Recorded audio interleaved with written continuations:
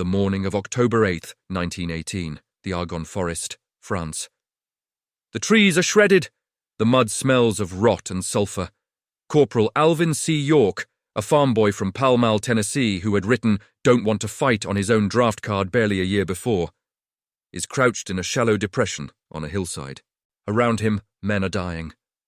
The German MG-08 machine guns are chewing through everything: branches, soil, bodies. 6 of his fellow Americans are already dead. 3 more are wounded. Of the 17 men who had started this patrol, York is now the highest-ranking soldier left standing. He raises a rifle to his shoulder. Not the standard-issue weapon every other man in his regiment was carrying. Not the rifle the army had given him. A different rifle. One he had traded for, quietly, without drawing attention, without ever explaining why. One he had carried into the deadliest forest on the Western Front. He takes aim, he fires, and he begins one of the most stunning feats of individual combat in American military history. But here is what has never been fully explained. Why did Alvin York swap his issued M1917 Enfield for a Springfield? Why did he never talk about it? And how did a 2006 archaeological expedition, nearly 90 years after the battle, finally crack the case open from beneath a French forest floor? If you love military history that goes beyond the textbook and digs down to the brass casings and the bones of the story, subscribe to this channel and hit that notification bell. We do this every week. Now let's go back to the beginning. Alvin Cullum York was born on December 13, 1887, in a 2-room log cabin in Pall Mall, Tennessee, Fentress County, a place so remote and poor that the children barely went to school. They were needed on the farm. York's father, William, worked as both a farmer and a blacksmith. His mother, Mary Elizabeth, raised 11 children in that cabin. Alvin was the 3rd child. He had 9 months of formal schooling in his entire life. What he did have, what the mountains of Tennessee gave him for free, was a rifle, endless hours in the woods, and game that would not feed his family if he missed. He became a marksman of extraordinary skill. Turkey shoots, squirrel hunting, long shots at distances that other men would refuse to attempt. He had a natural eye and the patience of a man who understood that a wasted shot was a wasted meal. But York was also a young man who drank heavily and found himself in fistfights. People in Pall Mall, by his own account, considered him a nuisance, a man who would never amount to anything. In 1911, when his father died, York took on the burden of supporting his mother and siblings. The weight of poverty was relentless. Then in 1914, something cracked open in him.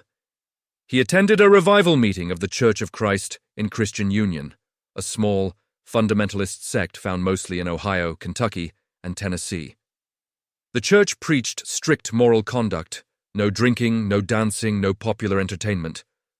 But more than that, it preached pacifism. It taught that violence was incompatible with Christian faith. York converted. He joined the church formally in 1915. He stopped drinking, he stopped fighting, he became a man of deep conviction and quiet seriousness. And then the world went to war. America entered World War I in April 1917. 3 months later, on June 5, 1917, Alvin York, 29 years old, was required by law to register for the draft. When the form asked whether he claimed exemption from the draft and on what grounds, York wrote 3 words in his own hand. Yes, don't want to fight. It is one of the most remarkable documents in American military history. Not the defiance of a coward, not the dodge of a man looking to escape. Those 3 words came from a man wrestling, in plain English, with a genuine moral crisis. York filed for conscientious objector status. His pastor, Rosier Peel, who was also his friend and the local postmaster, supported the application. But the draft board denied it. Then York appealed. The board denied it again. Then again. 3 denials. The church York belonged to was not officially recognized as a legitimate, peace-oriented denomination, and so the system that might have protected men from Quaker or Mennonite backgrounds gave York nothing. In November 1917, he was drafted and sent to Camp Gordon, Georgia. He had not refused to serve, but he had not surrendered his convictions either.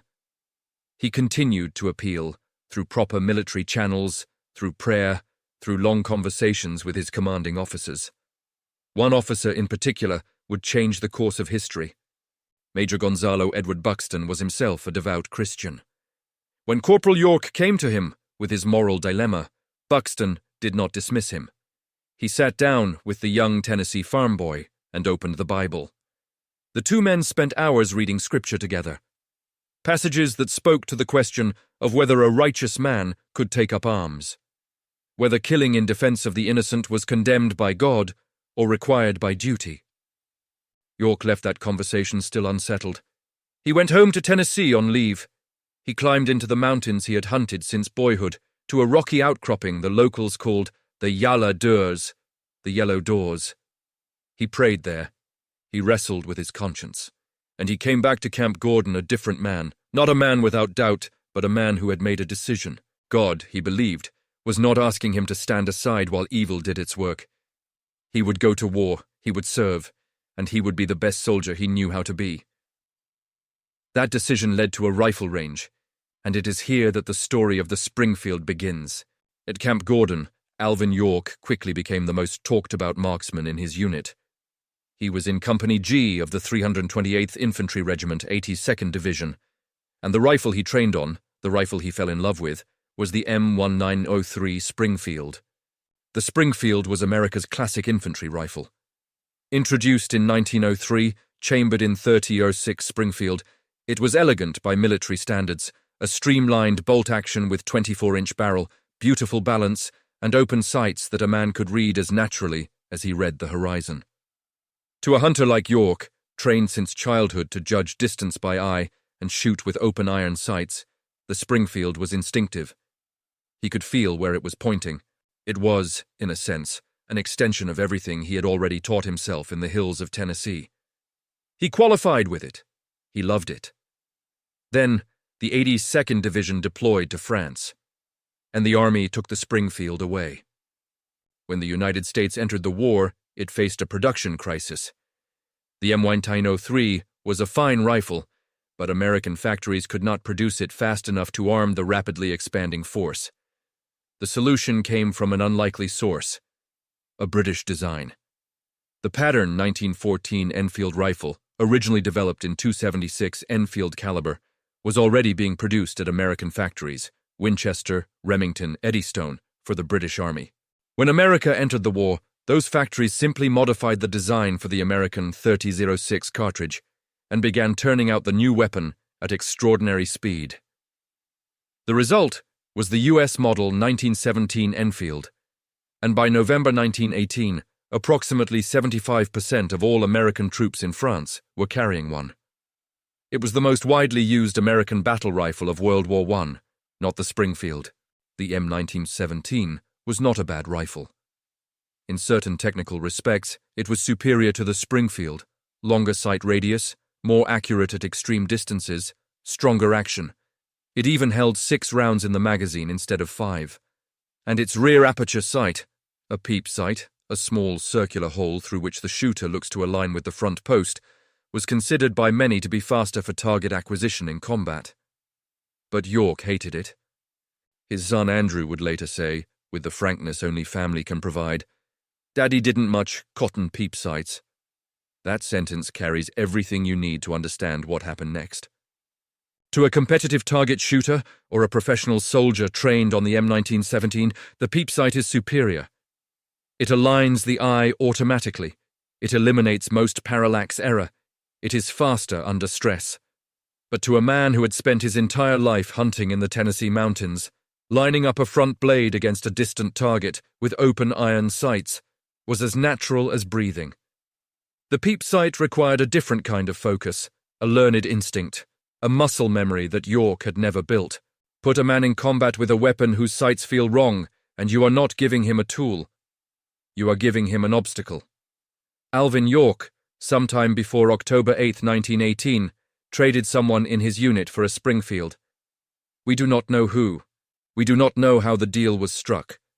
We do not know whether it was sanctioned by his officers or done quietly, the way soldiers throughout history have quietly solved the small logistical problems that large armies never notice. What we do know is that York went into the Argonne forest carrying an M1903 Springfield. His son was certain.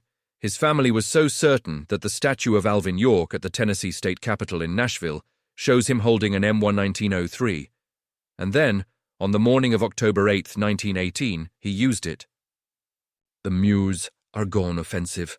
The last great push of World War I, the largest military operation in American history to that point.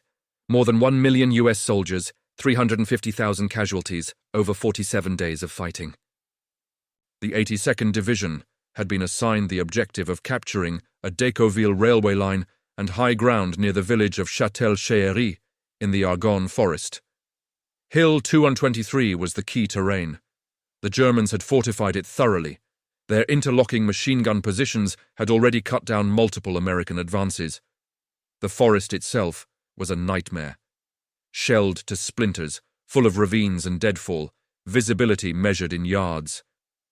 York's battalion was ordered into it. Sergeant Bernard Early led a patrol of 17 men, including York, then a corporal, on a flanking maneuver. They pushed through the woods, crossed a stream, and stumbled into something unexpected, a German headquarters area, medical personnel. The Americans moved quickly and quietly, capturing the German soldiers there before they could raise an alarm. What they did not know was that a German machine gun, positioned on the hill above them, had a clear field of fire directly into that area. The machine gun opened up. In seconds, 6 Americans were dead. 3 more were down and wounded. The survivors scattered for cover. Sergeant Early and both corporals were among the casualties, leaving York, by rank, in command of what remained. York later wrote in his diary, "The Germans got us, and they got us good." Most men, pinned in an exposed position, under fire from multiple automatic weapons on elevated ground, would have gone to ground and waited. York did something else. He understood the terrain the way a hunter understands terrain. Not tactically, not in the language of flanking movements and fields of fire, but instinctively. He saw angles, he saw shadows, he saw the way the land fell, and he understood where to stand so that the machine gun could not be depressed low enough to reach him. He dropped into a crouch, the same low, patient stance he had used hunting turkeys in Tennessee, and he began to shoot. The German gun crew had to expose themselves to look for him. Each time a helmeted head rose above the parapet, York fired. He did not fire quickly. He did not spray rounds. He shot the way a marksman shoots, 1 breath, 1 sight picture, 1 squeeze. The MG-08 gunners tried to find him. They could not depress the gun barrel low enough to hit him in his crouch. York continued to fire. He worked through his rifle ammunition methodically, striking German soldiers on the hillside above him with a precision that seasoned soldiers would later struggle to believe. Then a German officer, Lieutenant Paul Jürgen Vollmer, commanding the 1st Battalion of the 120th Landwehr Infantry, led 5 men down from the trench in a bayonet charge. It was a calculated move. If York was nearly out of rifle ammunition, the bayonet charge would end him. He was nearly out of rifle ammunition. But York had an M1911 45 caliber pistol. He switched weapons without hesitation. And he did something that sounds almost impossible until you understand the Tennessee turkey hunter's instinct behind it. He shot the attacking soldiers from back to front, the last man in the line first, then the next to last, working forward. The reason is the same reason hunters shoot the trailing birds first, so the front birds don't see them fall and flush. The leading soldiers in the charge never saw their companions going down behind them. By the time they understood what was happening, it was over. Lieutenant Vollmer drew his own pistol and emptied it at York. Every round missed. The German officer, looking at a dead bayonet charge, mounting casualties across the hillside, and an American standing calmly in the smoke, made the only rational decision remaining. He offered to surrender. York, in the laconic way of the Tennessee mountains, accepted. When the dust settled, Alvin York and the 7 unwounded Americans remaining in his group marched 132 German prisoners back to American lines. Along the way, other German soldiers they encountered were ordered by the captured Vollmer to lay down their arms. By the time York reached his battalion headquarters, the column behind him stretched the length of a city block. His battalion commander looked at the column of prisoners and said it looked like York had captured the entire German army. York's reply, according to accounts passed down, "No, I only got 132 of them. He was immediately promoted to sergeant. The Medal of Honor would follow, awarded by General John J. Pershing himself. France added the Croix de Guerre and the Legion of Honor. He was called by the New York Times the war's biggest hero. General Pershing called him the greatest civilian soldier of World War I. When York stepped off the ship in New York Harbor, a sailor, caught up in the celebration, the chaos, the crush of a hero's welcome, grabbed his rifle as a souvenir. York let it go. He never saw it again. The Springfield he had carried to the Argonne, the rifle at the center of one of the most remarkable individual actions in American military history, vanished into the crowd. York never spoke publicly about which rifle he had carried. He never confirmed it was a Springfield. He never confirmed it was a trade. He went home to Tennessee, married his sweetheart Gracie Williams, built a farm, founded a school for children who had no educational opportunities, and lived quietly for decades. He took the secret with him. For more than 80 years, the debate simmered. Most historians noted that the 82nd Division's official records confirmed the unit had been issued M1917 Enfields. Logic said York used what his regiment carried. The 1941 film Sergeant York, directed by Howard Hawks and starring Gary Cooper in an Academy Award-winning performance, showed York carrying a Springfield. But Hollywood had its own reasons for that choice, and historians understood that. The film cemented the Springfield myth in the American imagination, but it proved nothing. The family insisted. York's son Andrew stood by his father's discomfort with peep sights and his trade for a Springfield. The statue in Nashville showed an M1903. But family memory is not forensic evidence. Then, in 2006, a retired U.S. Army colonel named Douglas Mastriano decided to find out. Mastriano had spent years researching York's story, eventually putting 2,000 hours into the project, including 1,000 hours in German military archives and 1,000 hours of field research in the Argonne forest itself. He was meticulous. He studied German regimental records, cross-referenced American unit histories, analyzed the terrain of the engagement from every angle. And then he dug. On a hillside near Châtel-Chehery, Mastriano's team found what the ground had been keeping for nearly 9 decades. 46 .30-06 rifle casings, 23 .45 ACP pistol casings, buried 2 to 4 inches in French soil. The cartridges were forensically analyzed. The results were unambiguous. The .30-06 casings showed the rifling characteristics of an M1903 Springfield barrel, not an M1917 Enfield. The Springfield has a 4-groove right-hand twist rifling pattern. The M1917 has a 5-groove left-hand twist. The casings told the story that York never told.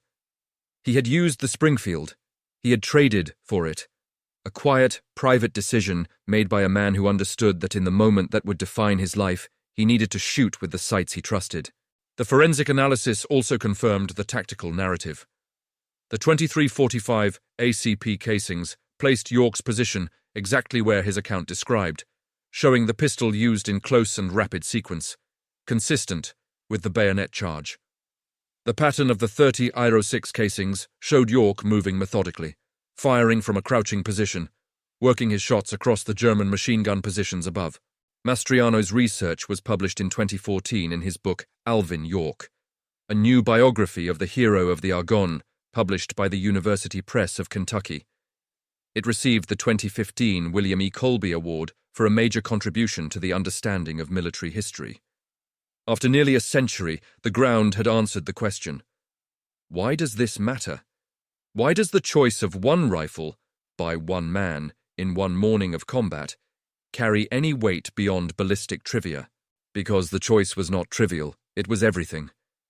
Alvin York did not swap his rifle because he was reckless or undisciplined.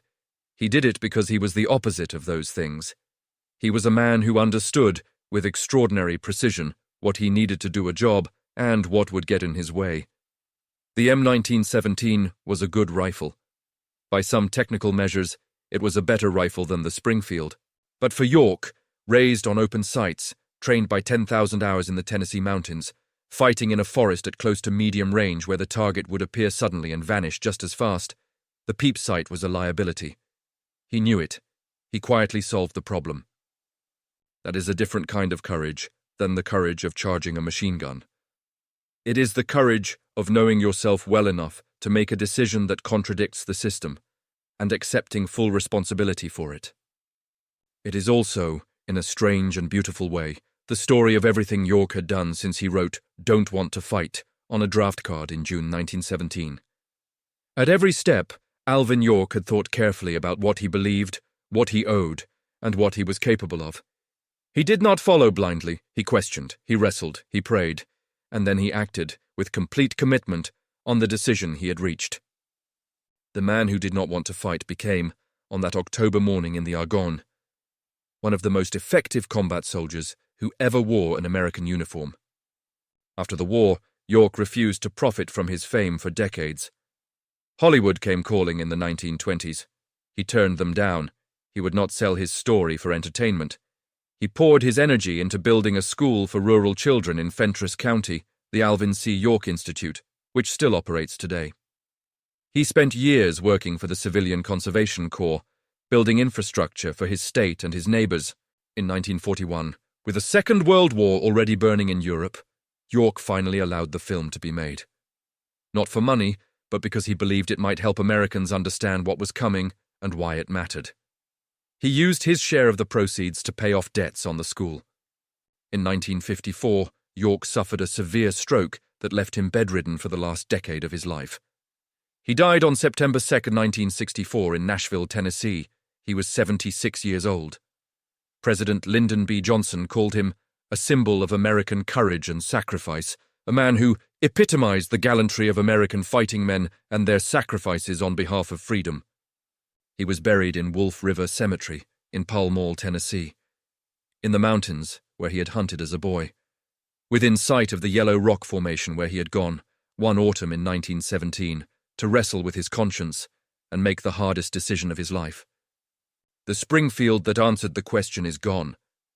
Taken by a sailor on a New York dock, lost to history before history knew it needed to be saved. The rifle that won a Medal of Honor exists only in brass casings buried beneath a French hillside, in family testimony preserved across 3 generations, and in the tight 4-groove rifling marks that Douglas Mastriano's team read in the soil of the Argonne. Alvin York swapped his rifle because he knew himself. He knew what his eyes needed, he knew what his hands trusted, and when the moment came, when the machine guns opened up, when 6 men were dead, when he was the last man standing with any authority, he rose to meet it with everything he had prepared himself to be. He took the secret to his grave because he was, at his core, a humble man. He never wanted to be a hero. He never wanted the parades or the film or the headlines. He wanted to go home to Tennessee and do right by his neighbors. But the ground remembered. And now, so do we. If this story moved you, if you believe these men deserve to be remembered, share this video with someone who loves history. Subscribe to this channel and leave a comment below. Did you know about the Springfield mystery before today? We will see you next time.